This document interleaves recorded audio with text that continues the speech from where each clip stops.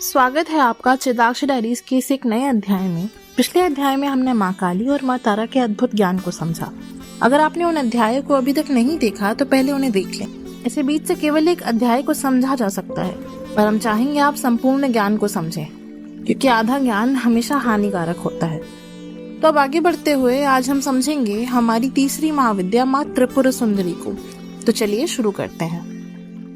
पुराणों में वर्णन है कि जब ब्रह्मा, विष्णु और महेश ने सृष्टि की रचना का सोचा, तब उन्हें एक ऐसी ऊर्जा की आवश्यकता हुई जो प्रेम और सौंदर्य से भरी हो। तब शक्ति का रूप माता त्रिपुर सुंदरी के रूप में प्रकट हुआ।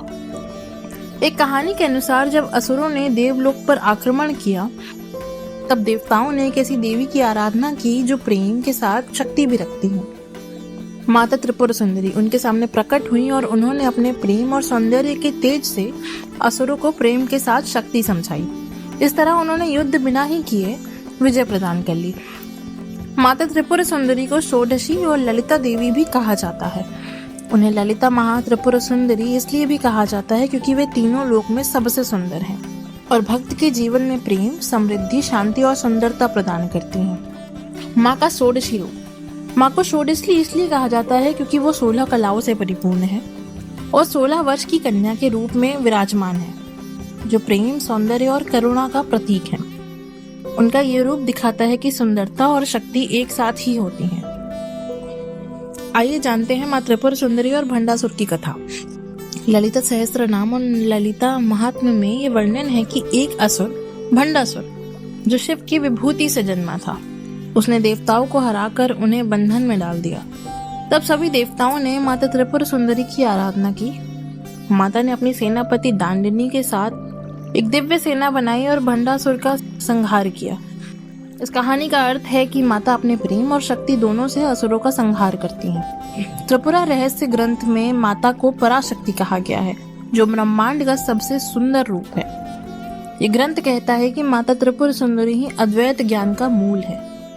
माता त्रिपुर सुंदरी को 16 वर्ष की दिव्य कन्या के रूप में इसलिए दर्शाया जाता है क्योंकि ये रूप अनंत करुणामय और श्रेष्ठ सौंदर्य का प्रतीक है।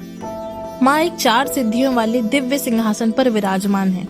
पहला पाया ब्रह्मा, दूसरा पाया विष्णु, तीसरा पाया रुद्र, चौथा पाया ईश्वर और सबसे ऊपर के पाये पर सदाशिव। ये दृश्य दिखाता है कि माता सभी देवताओं से भी ऊपर है, सर्वव्यापी है। माँ जो कि चतुर्भुजाएं, एक हाथ में माँ ने पुष्प धारण किया है जो प्रेम और सुंदरता का प्रतीक है। दूसरे हाथ में इक्षु धनुष जो कि सौम्यता और मधुरता का प्रतीक है। तीसरे हाथ में पाश जो कि संवेदना से बांधने वाला एक प्रतीक है। चौथे में अंकुश जो कि चीजों को नियंत्रित करने के लिए रखा जाता है। माता त्रिपुर सुंदरी श्री विद्या और श्री चक्र की अधिष्ठात्री देवी है। श्री चक्र उनकी ऊर्जा का यंत्र है जो साधक के लिए मोक्ष और समृद्धि का द्वार खोलता है। इस वीडियो में बस इतना ही। अगले वीडियो में हम माँ के बारे में और माँ के मंदिरों के बारे में जानेंगे। तब तक के लिए जय शिव, जय शक्ति।